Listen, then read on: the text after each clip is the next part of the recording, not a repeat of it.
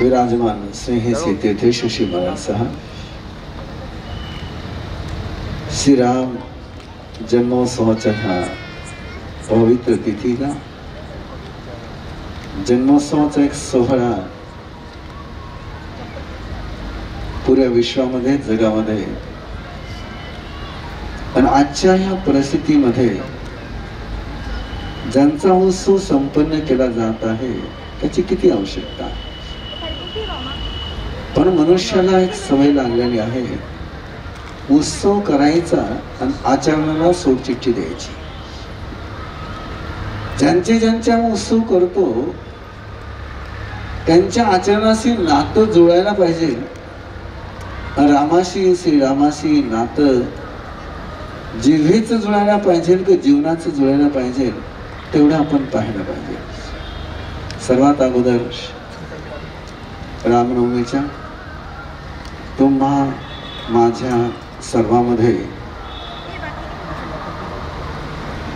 जो समावलेला राम आहे त्याला जागवण्याकरता रामनवमीच्या सर्वांना हार्दिक हार्दिक शुभकामना।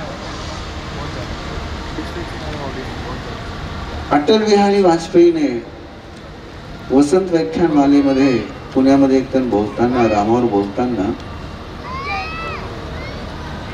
फार चांगल्या शब्दाचा प्रयोग केला होता।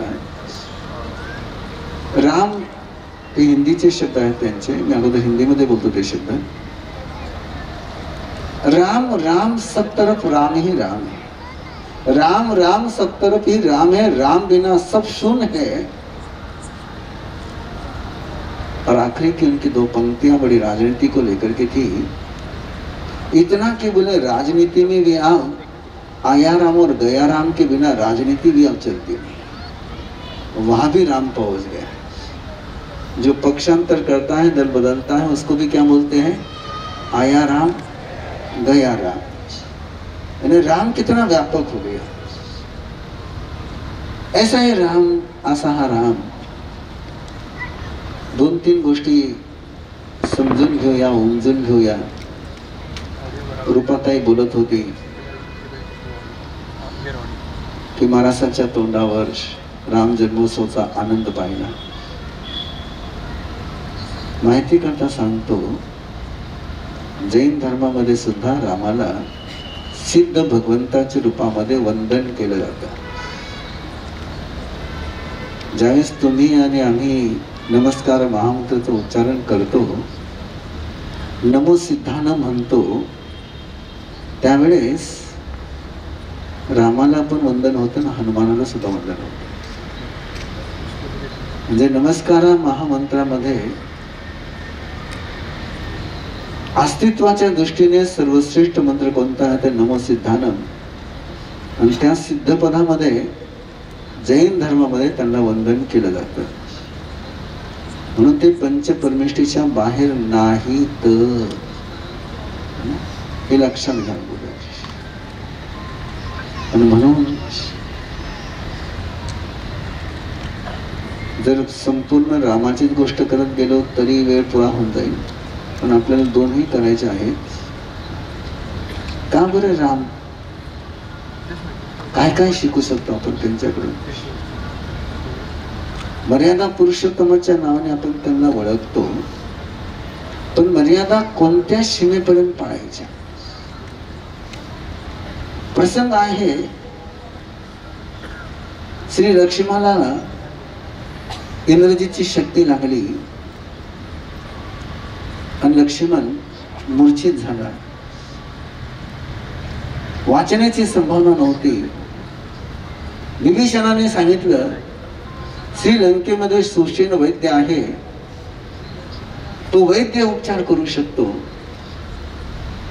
आणि विभीषण तर लंकेचे सगळे मार्ग जाणत होता। सुषेण वैद्याला पाचारण केलं गेलं, आणलं गेलं। आणि सुषेण वैद्याने चिकित्सा करण्याच्या अगोदर श्रीरामाला एक प्रश्न विचारला। श्रीरामाला एक प्रश्न विचारला की श्रीराम, मी श्रीलंकेचा नागरिक आहे, रावण माझा राजा आहे, तुम्ही माझ्या राजाचे शत्रू आहात. जर शत्रू पक्षाला मी मदत केली तर तो माझा राजाशी विद्रोह गद्दारी समावला जाईल की नाही. इकडे लक्ष्मणाचे प्राण आहेत आणि तिकडे सुशेनाचा प्रश्न आहे. रामाने एका क्षणाची सुद्धा वेळ न घेता सुशेनाला सांगितलं, तू जर लक्ष्मणाची चिकित्सा केली तर तो राजद्रोह नक्कीच मानला जाईल. तो राजद्रोह मानला जाईल. पण त्यावेळेस सुशेनाने रामाला प्रणाम केला आणि प्रणाम करून एक गोष्ट सांगितली, ती लक्षात ठेवा. राम, तुम्ही खरंच मर्यादा पुरुषोत्तम आहात. राम, तुम्ही खरंच मर्यादा पुरुषोत्तम आहात. पण तुम्हाला सांगतो, राजद्रोहाच्या पुढे सुद्धा एक धर्म आहे. राजधर्माच्या पुढे सुद्धा एक धर्म आहे. त्या धर्माला जगणारा वैद्य असतो. वैद्याचा संबंध राजसत्तेचं नसतं, तो रुग्णाशी असतं. आणि तो रुग्ण आहे, मला तेवढंच पाहिजे, मी त्याचा उपचार करणार आहे. ही रामाची मर्यादा. रामाच्या मर्यादावर किती विश्वास कोणाचा असावा. रामाचा सगळ्यावर विश्वास, वेगळ्या प्रकारचा विश्वास. ज्यावेळेस रावण धारातीर्थी पडला आणि रामाला एक गोष्ट माहित होती की रावणाकडे फार काही ज्ञान आहे आणि ते ज्ञान, ते सगळं ज्ञान रावणाबरोबर समाप्त न व्हावं म्हणून त्यांनी लक्ष्मणाला सांगितलं, तू रावणाकडे जा, त्याचा शिष्य बनवून त्याच्याकडून ज्ञान ग्रहण करून घे. लक्ष्मणाचा स्वभाव आम्हाला सगळ्याला माहित आहे. रावणाकडे जायचं आणि शिकायचं लक्ष्मणाला शक्य नव्हतं. पण रामाला नकार देणं सुद्धा लक्ष्मणाला शक्य नव्हतं. शिकायचं मन नाही, रामाला नकार देऊ शकत नाही. मन नसताना लक्ष्मण गेला रावणाकडे.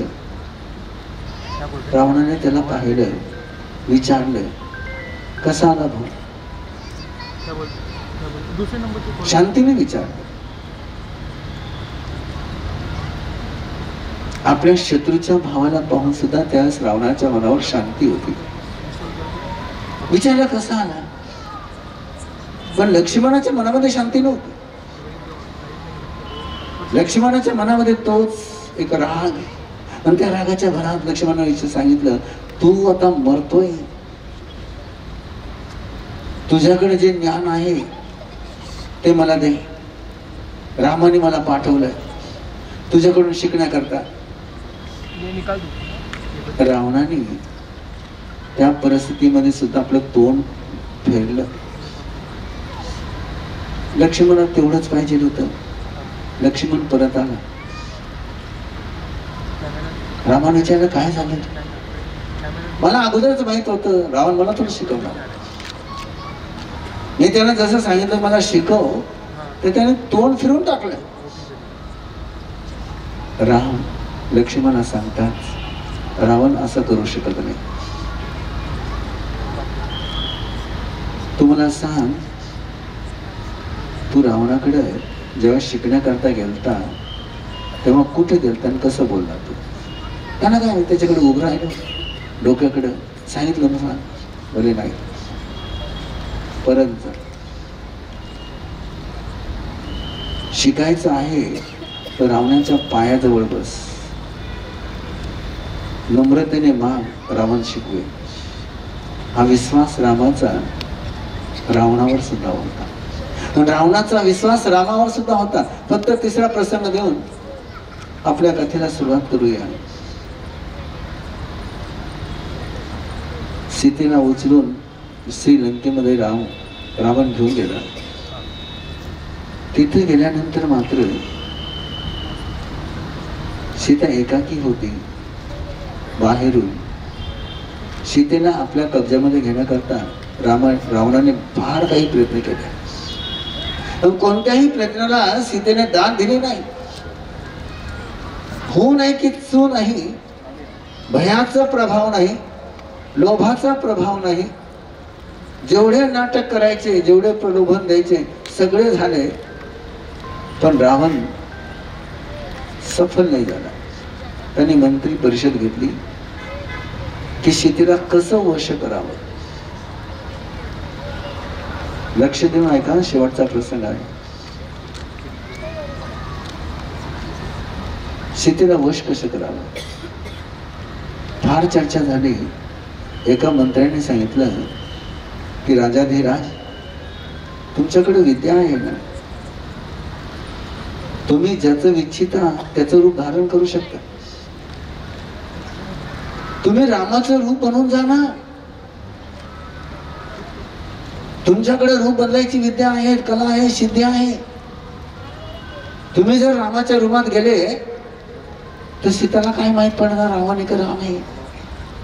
ती तुम्हाला रामाच्या रूपामध्ये स्वीकार करील, तुमच्या वश होऊन जाईल. मी परत सांगतो, ध्यान देऊन ऐका. हे तुमच्याकरता सुद्धा आहे, माझ्याकरता सुद्धा आहे. अतिशय महत्वाची गोष्ट आहे. याचा प्रयोग तुम्ही करू शकता, मी करू शकतो, मी करतो काही वेळेस. अतिशय सुंदर प्रयोग आहे.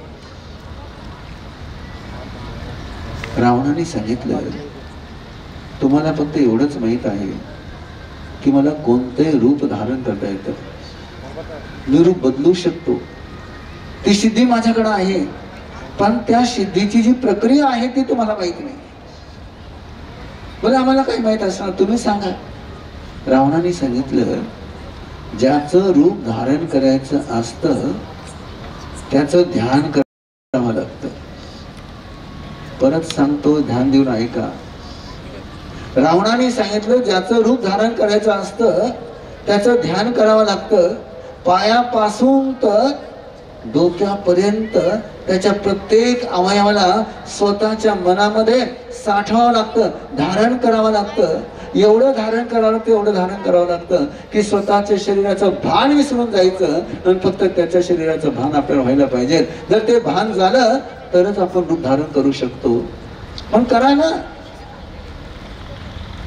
मी प्रयत्न करून पाहिला.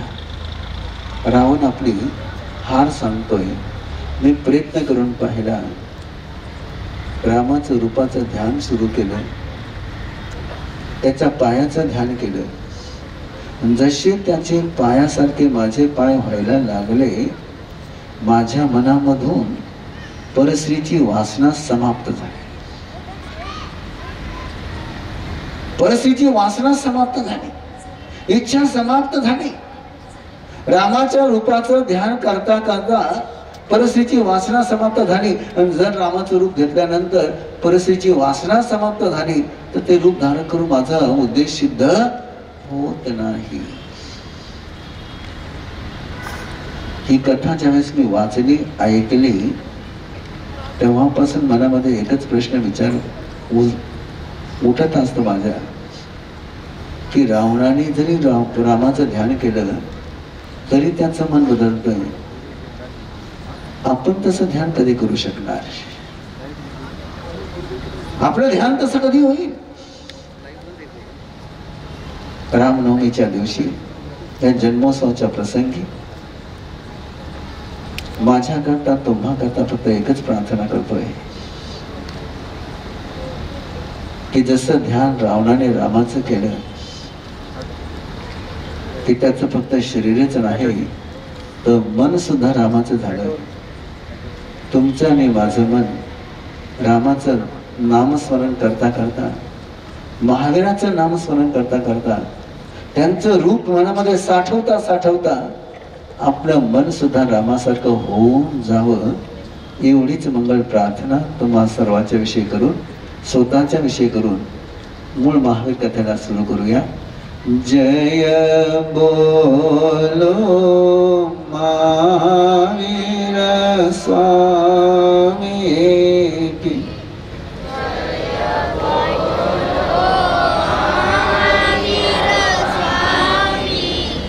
घटे घटे के अंत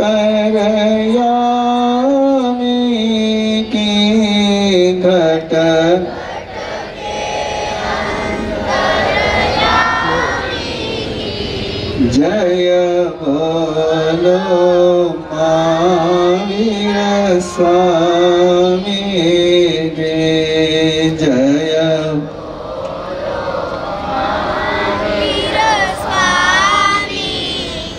जो पाप मिटाने आया था, जो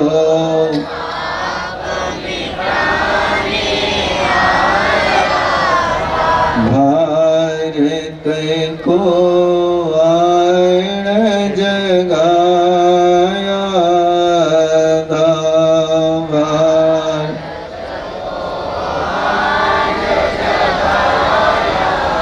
उस तृष्णानंदन ज्ञानी के उस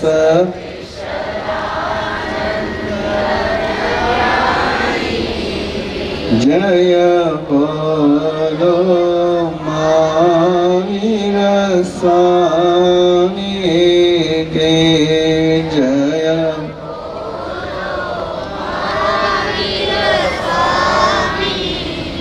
हो लाख बार प्रणाम तुम्हें हो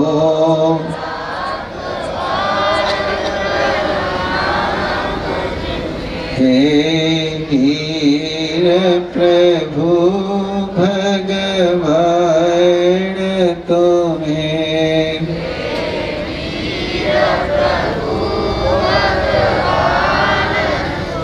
मुनि दर्शन मोक्ति गामी की मुनि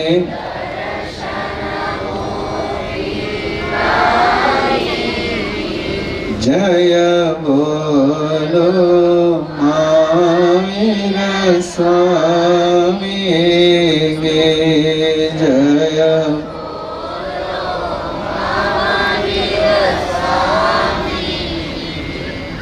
श्रमण महावीर साधना करत आहेत आणि साधना करता करता स्वतःच्या सिद्धीबरोबर दुसऱ्याच्या सिद्धीचा मार्ग सुद्धा प्रकट करीत आहेत. स्वतःच्या डोळ्याला साधना करता, स्वतःच्या डोळ्याची शक्ती वाढवण्याकरता, स्वतःच्या डोळ्याची पारदर्शकता वाढवण्याकरता, स्वतःच्या डोळ्याला तेजस्वी बनवण्याकरता एका रात्री त्यांनी साधनेचा एक नवा प्रयोग सुरू केला, एक अद्भुत प्रयोग सुरू केला. पौर्णिमेची रात होती आणि सूर्यास्ताच्या वेळेस एका झाडाखाली ते थांबले, उभे राहिले आणि सूर्याच्या प्रकाशामध्ये एक लहानशा खड्यावर, जमिनीवर पडलेल्या एका खड्यावर आपली नजर टिकवली. नजर टिकवली लहानशा खड्यावर, एकदम लहानसा खडा. त्या खड्यावर नजर टिकवली आणि स्वतःच्या मनामध्ये एक संकल्प घेतला की जोपर्यंत सूर्योदय होत नाही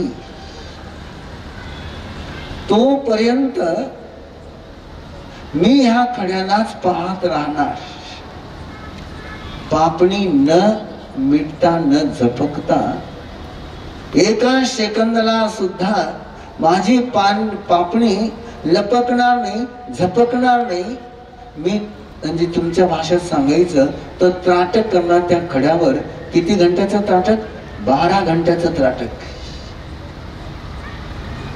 ज्यांना साधण्याची माहिती असेल त्यांना माहित असेल की मॅक्झिमम जास्तीत जास्त आपण 2 मिनिटाकडे सुद्धा त्राटक केलं तर डोळ्यातून पाण्याच्या धारा लागतात.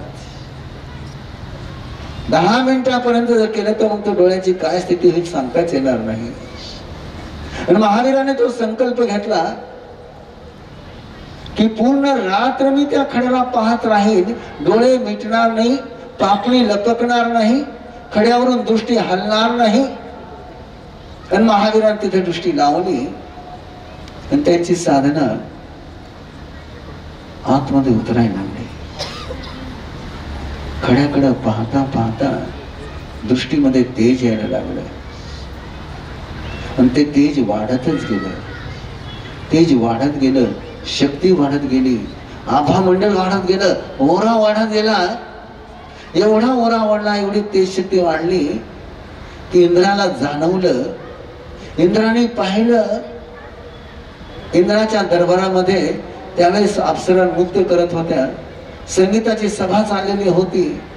आणि त्यांनी महावीराकडे पाहिलं, वर्धमानाकडे पाहिलं की वर्धमानाने जो संकल्प घेतलेला आहे की मी रात्रभर या खड्याकडे पाहिल, माझी पापणी झपकणार नाही, माझी पापणी लपकणार नाही, डोळे एका सेकंदाला सुद्धा मी मिटणार नाही, काही झालं तरी माझा संकल्प अखंड राहील. वर्धमानच्या सगळ्या साधनेचं मूळ काही असेल तर फक्त एकच आहे, जे ते संकल्प मनामध्ये घ्यायचे त्याला कुठे एक्सक्यूज नसायचं, ऑप्शन नसायचं. एक वेळेस ठरवलं म्हणजे तसंच 100% 100% तसंच व्हायला पाहिजे. इंद्रांनी पाहिलं, त्याचं मन भरून आलं, उचंबळून आलं. ह्याच्यापूर्वी झालेल्या कोणत्याही तीर्थंकरांनी असा संकल्प नव्हता घेतला. 12 घंट्यापर्यंत कोणत्या एका खड्यावर नाटक करायचं असा संकल्प कोणी नव्हता घेतला. आणि महावीराची ती साधनेचं तेज पाहून इंद्राचं मन भक्तीने उचंबळून आलं. एवढं उचंबळून आलं की तो भान विसरला की संगीताची सभा चालू आहे, नृत्य चालू आहे. देवता संगीताचा आनंद घेतात, नृत्याचा आनंद घेतात, अप्सरा नृत्य करीत आहे. ते सगळं विसरला आणि तो सिंहासनावरून उठला.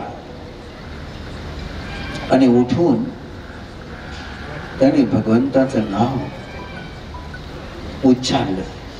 नमोथुनम समरस्य भगवो महावीरस्य, नमोथुनम समरस्य भगवो महावीरस्य, नमोथुनम समरस्य भगवो महावीरस्य, नमोथुनम समरस्य भगवो महावीरस्य. आणि त्यांनी भगवंताची स्तुती सुरू केली. इंद्र सिंहासनावर उठले, भगवंतांना वंदन करीत आहे, भगवंताची स्तुती करीत आहे. मग त्या सगळं नृत्य बंद पडलं, संगीत बंद झालं. जवळजवळ सगळे देवता इंद्राच्या स्वरामध्ये भगवंताची प्रार्थना करायला लागले. पण एक देव होता, त्याचं नाव संगम देव. त्याला काही ते आवडलं नाही, त्याला काही नाही, ते रुचलं नाही. जे रुचत नसतं ना ते टोचत असतं, जे रुचत नसतं ते टोचत असतं. त्या संगम देवाला सुद्धा इंद्राचा तो व्यवहार टोचला. जशी इंद्राची प्रार्थना पूर्ण झाली, संगमाने इंद्राला विचारलं, ओ देवाधिदेव, चांगली संगीताची सभा चालली होती, नृत्याचा आनंद आम्ही घेत होतो, तुम्हाला काय मध्ये ही हुक्की आली पण तुम्ही त्या माणसाला वंदन करत, तुम्ही देव आहात, आमचे देवाधिदेव आहात, आमचे राजे आहात, आणि एका मर्त्या माणसाला तुम्ही वंदन करीत आहात. इंद्रानं सांगितलं, असं नको बोलू, ते वर्धमान महावीर आहेत, ते भगवान आहेत. बोले नाहीत, होणार आहेत, नाहीत, अजून त्यांची साधना चालू आहे. इंद्राने त्याला सांगितलं, संगम, तुला माहित आहे का मी का वंदन केलं? आज वर्धमानाने अशा साधनेचा संकल्प घेतलेला आहे.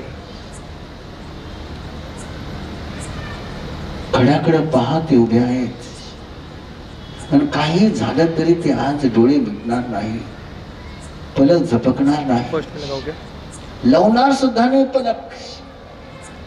अशी साधना, अघोर साधना, अशी कठोर साधना, त्या साधनेला मी प्रणाम करीत आहे. त्या संगमाने सांगितलं, तुम्ही कोणाची गोष्ट करता? त्याचा हा संकल्प एका मिनिटात तुटल, पलकने झपकणार असं होऊ शकत नाही. इंद्राने सांगितलं, भाऊ ते स्वतः तर त्यांच्या डोळ्याची पलक झपकणारच नाही, पण तू जरी गेला तरी सुद्धा त्यांची डोळ्याची पापणी लपकणार नाही. असं होऊ शकत नाही. मी आता जातो आणि त्यांना त्यांचा संकल्प, त्यांची प्रतिज्ञा, त्यांची साधना भंग करून येतो. काही लोकांना सवय असते, कोणी चांगलं करायला गेलं ना त्याला चांगलं करून द्यायचं नाही.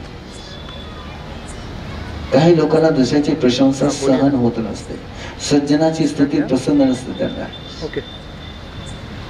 इंद्राने संगमाला सांगितलं, तू काही करू शकणार नाही, तुला पराजय स्वीकारावा करायला लागेल. विश्वातली कोणतीही शक्ती, मानवीय, दानवीय, दैवीय, नैसर्गिक शक्ती, कोणतीही शक्ती महावीराला स्वतःच्या प्रतिज्ञेपासून कणभर सुद्धा हलवू शकत नाही. इथं ती आहे जी त्रिपुष्ट वासुदेवाच्या जन्मामध्ये माझी प्रिय पत्नी होती, प्रिय राणी होती, महाराणी नव्हती पण प्रिय राणी होती, विजयावती राणी. आणि ती विजयावती राणी ह्या वडाच्या झाडावर भूतनी बनून राहत आहे. म्हणून सांगितलं तुम्हाला सांभाळून आहे. तुम्हाला काही नाही, यमनाचे सगळं चिंता नका करू दे. तिथं भूतनी बनून आहे आणि तिच्याशी त्या वासुदेवाच्या जन्मामध्ये मी जे कृत्य केलेलं आहे त्याचं कर्ज उतरायचं आहे. तिच्या मनामध्ये मला घेऊन जे वैर आहे, द्वेष आहे, तिला जे मी दुःख दिलेलं आहे, तिला मी जे त्रास दिलेला आहे, त्या त्रासातून मुक्त झाल्याशिवाय मला संपूर्ण सत्याचा साक्षात्कार होणार नाही. ध्यान देऊन ऐका कथा, मी परत परत सांगतोय. कोणाची तुमचं जर वैर बांधलेला असेल, त्या वैरापासून तुमची मुक्ती झाल्याशिवाय जन्म मरणाच्या चक्रामधून आपली मुक्ती होऊ शकत नाही. जो वैरापासून मुक्त झाला तो जन्म मृत्यूच्या चक्रामधून मुक्त झाला. महाराष्ट्राला ही गोष्ट वेगळ्या प्रकारचे सांगण्याची आवश्यकता नाही मला, की संत तुकाराम, संत ज्ञानेश्वर, संत एकनाथाची ही भूमी आहे. आणि ह्या भूमीमध्ये तुम्हाला माहित आहे, संत ज्ञानेश्वर, संत तुकारामाने त्यांना किती कष्ट देणाऱ्या माणसाला कधीच शाप दिलेला नाहीये. त्यांना सुद्धा त्यांनी आशीर्वादच दिलेला आहे. पसायदानाची प्रार्थना करणाऱ्या भूमी ही आहे आणि त्या भूमीमध्ये ही गोष्ट तुम्हाला ऐकायची आहे. मी त्यांना कष्ट दिलेला आहे आणि ते कष्ट सगळं त्यांच्या डोळ्यासमोर उभरायला लागले. मी मागच्या जन्मी त्रिपुष्ट वासुदेव होतो, मी मागच्या जन्मी त्रिपुष्ट वासुदेव होतो. माझ्या मनामध्ये माझ्या सत्तेचा अहंकार होता, माझ्या सत्ते पुढे सगळे लाचार होते. मी सगळ्याला लाचार बनून सोडलं होतं. माझ्या हुकमाच्या पाठीमाग, माझ्या हुकमाच्या माग कोणी जायचं नसतं, हा नियम होता. माझं मन कलेमध्ये रमायचं, माझं मन संगीतामध्ये रमायचं. आणि त्या संगीतामध्ये साथ देणारी एकच राणी होती, विजयवती राणी. एकच राणी होती, विजयवती राणी. तिलाच कलेची माहिती होती, कलेचा रस होता, संगीतामध्ये स्वाद होता, संगीताची ओळख होती.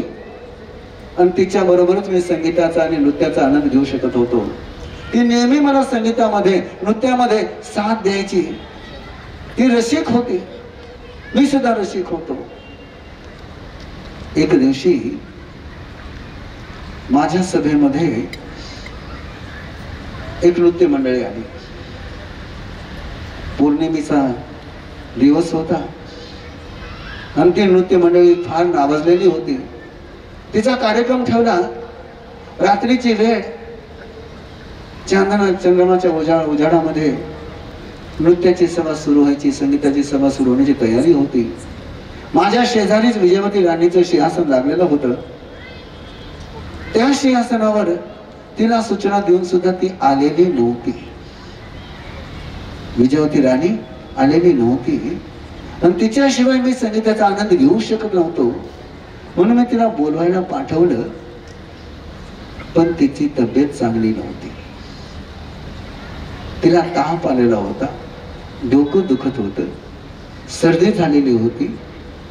तिने निरोप पाठवला की स्वामी, आज माझी तब्येत चांगली नाही आहे, ताप आलेला आहे, सर्दी आहे, डोकं दुखत आहे, आज मी तुम्हाला साथ देऊ शकणार नाही. पण मला नकार ऐकण्याची सवय नव्हती. तुमच्याकरता बोलतोय,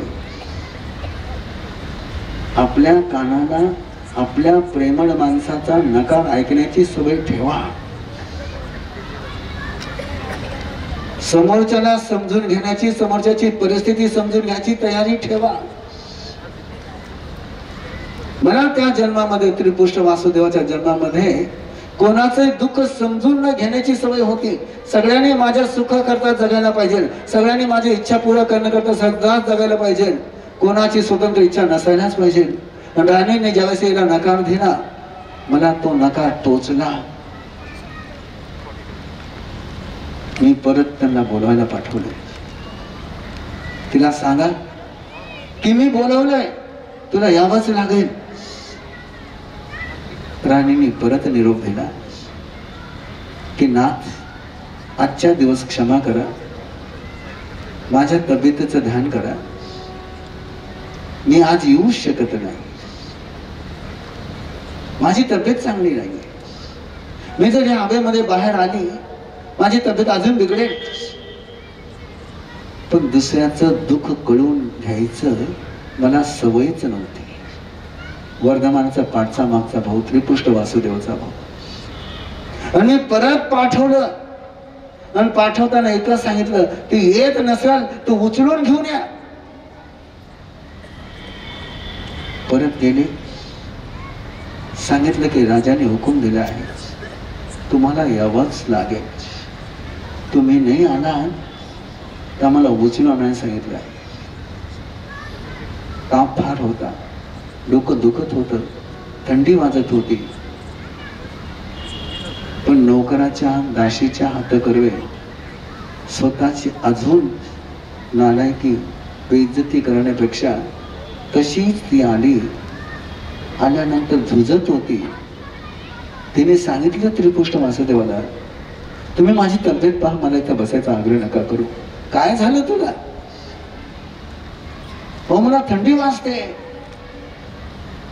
मला ताप आलेला आहे, माझं डोकं दुखतंय, कधीतरी समजून घ्या ना. तुझं डोकं दुखतंय, तुला ताप आला आहे, तुला थंडी वाजते, असं हे.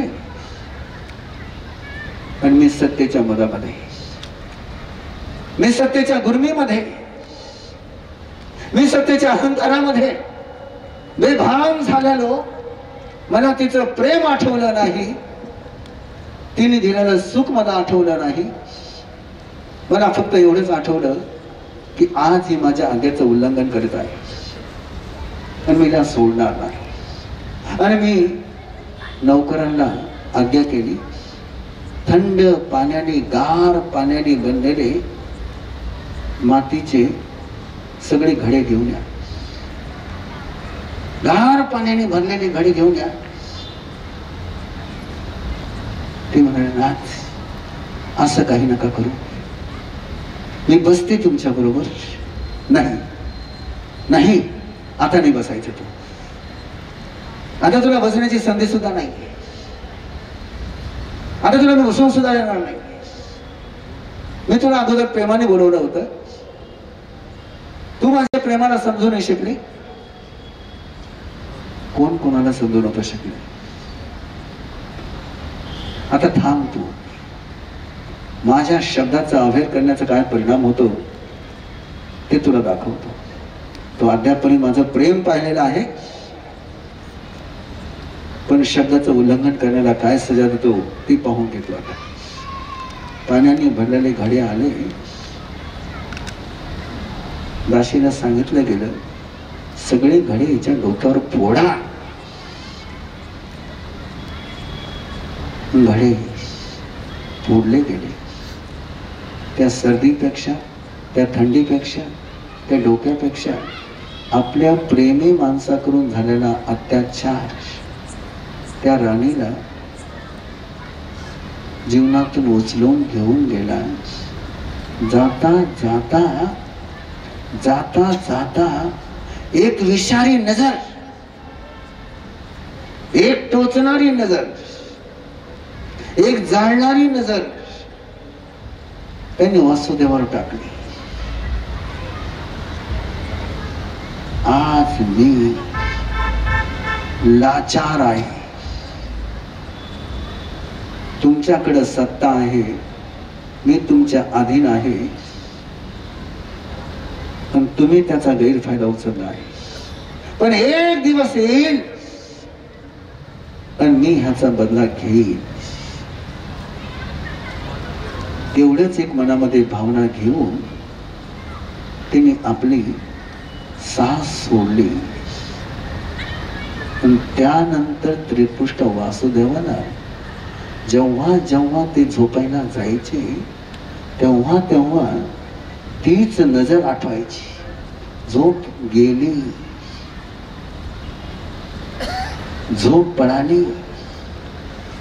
त्रिपुष्ट वासुदेवाने ती व्यवस्था केली होती झोप येण्याकरता, जशी तुम्ही आता केली ना. आता सगळेच त्रिपुष्ट वासुदेव आहेत. जोपर्यंत झोप येत नाही तोपर्यंत समोर स्क्रीन चालू राहील. डोळे बंद झाले म्हणजे रिमोट कंट्रोलर स्क्रीन बंद होत जाईल. त्यावेळेस टेक्नॉलॉजी नव्हती, पण त्याने व्यवस्था तशीच केली होती. रोज एक संगीत मंडळी यायची, संगीत ऐकवायची, आणि तिथे एक त्यांचा शय्या पालक ठेवलेला होता. त्याची एकच ड्युटी होती की ज्यावेळेस त्रिपुष्ट वासुदेवाला झोप लागेल त्यावेळेस संगीत बंद करायचं, आणि ज्यावेळेस परत डोळे उघडतील त्यावेळेस परत संगीत सुरू करायचं. डोळे बंद, झोप लागली, संगीत बंद, झोप उघडली, संगीत चालू. त्या शय्या पालकाची ड्युटी लावलेली होती. आणि शय्या पालक ती ड्युटी, कर्तव्य बजवत होता. पण त्याला सुद्धा ऐकता ऐकता ऐकता संगीताचं प्रेम झालं. तो संगीत प्रेमी झाला. आणि जो प्रेमी होतो तो कर्तव्य चुकतो. ज्याला कर्तव्य वाजवायचं असतं त्याने प्रेमापासून 7 हात दूर राहायचं असतं.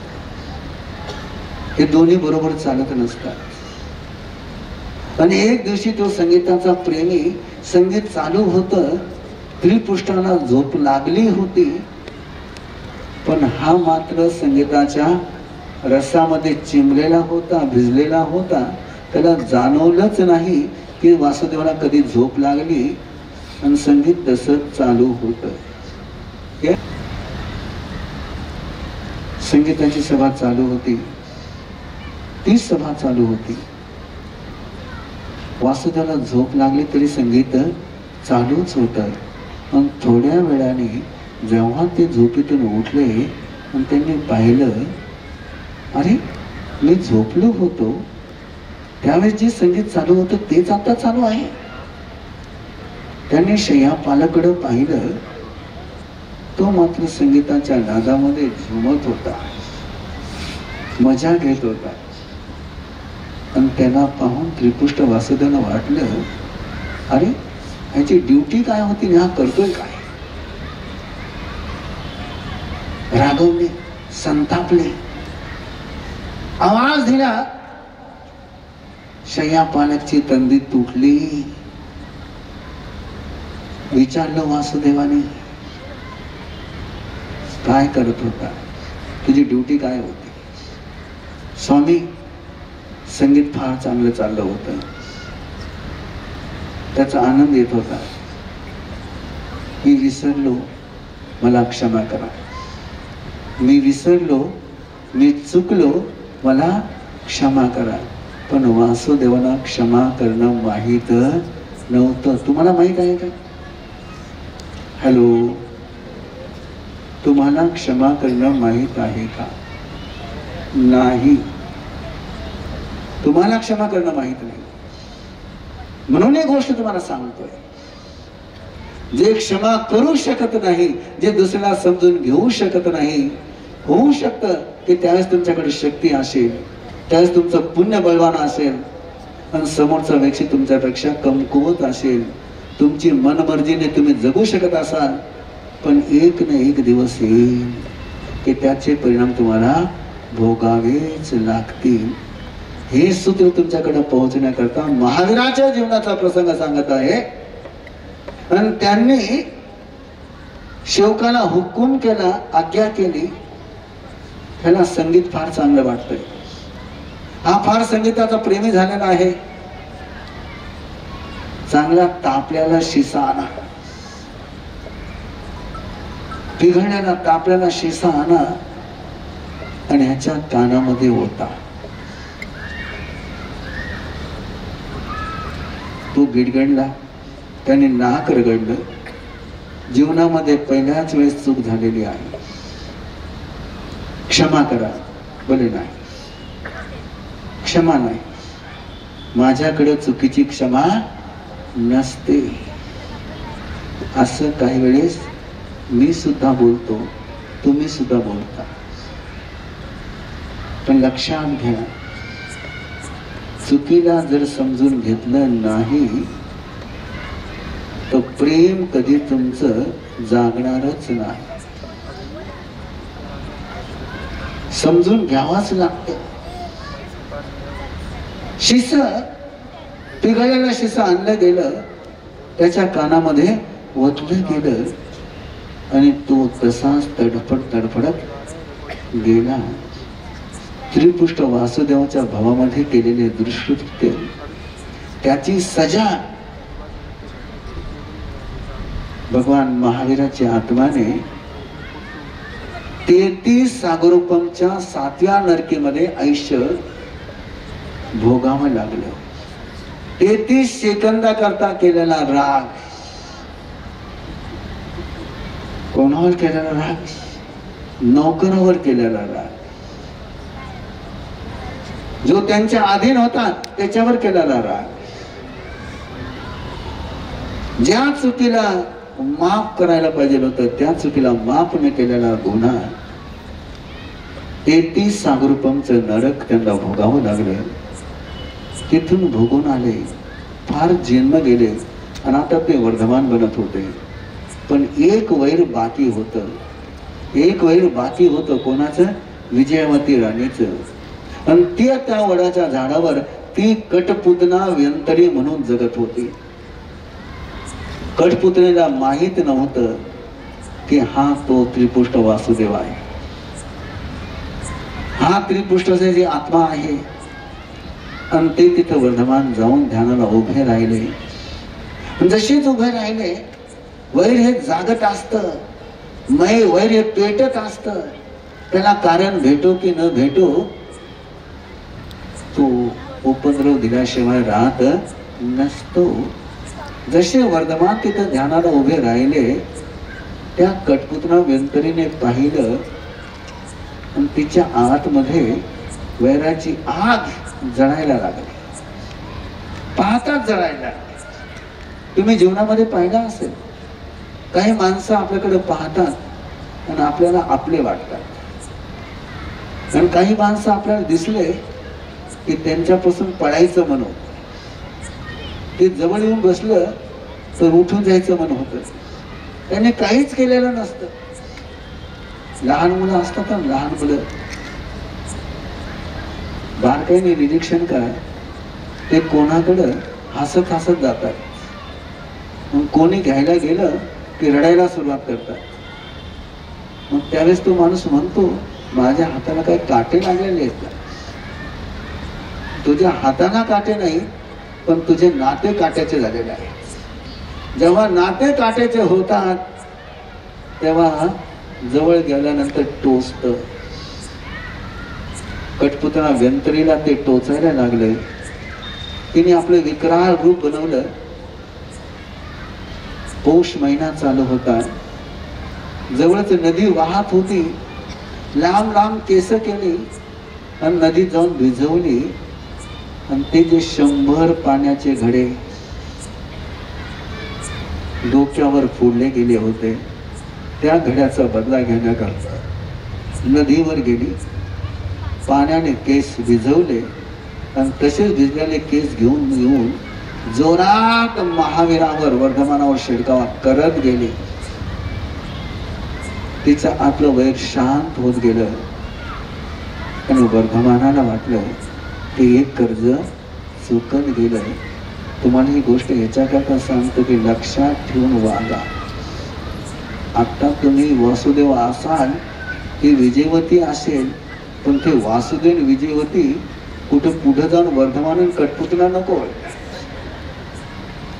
वैर बांधू नका ह्या प्रेमामध्ये. वर्धमानाने ती झेललं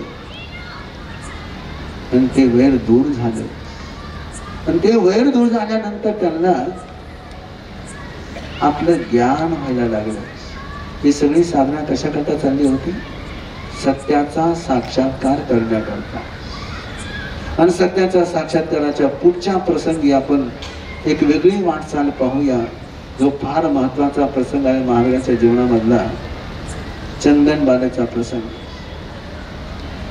तो उद्या आपल्या समोर मांडण्याची इच्छा आहे. परत एकदा सुरुवातीला आपण रामनवमीचा, राम जन्मोत्सवाचा सगळ्याला शुभकामना दिलेली होती, पण त्यावेळेस काही भाविक आलेले नव्हते. म्हणून परत एक वेळेस आजच्या रामनवमीच्या सर्व राम भक्तांना तुमच्या आतल्याचा राम जागृत व्हावा म्हणून शुभकामना आहेत रामनवमीच्या. आणि रामनवमीच्या शुभकामना देऊन मी आज थांबत आहे. 10 मिनिट अगोदरच थांबत आहे. लवकर सुट्टी करतो ना, कारण की तुमचा पुढे कार्यक्रम लांब चालतो. आज 10 मिनिट अगोदर थांबतो म्हणजे तुमचा पुढचा कार्यक्रम वेळेवर पुरा होईल. हो, या आवाज काय झाला? वेळेवर कार्यक्रम तुमचा पुरा करता येईल म्हणजे 10 वाजता. कारण की काल जवळजवळ आपल्याला कार्यक्रम पुरा करायला 10-20 झाल्या होत्या. म्हणून आज 10 वाजता आपल्याला कार्यक्रम पुरा करायचा आहे.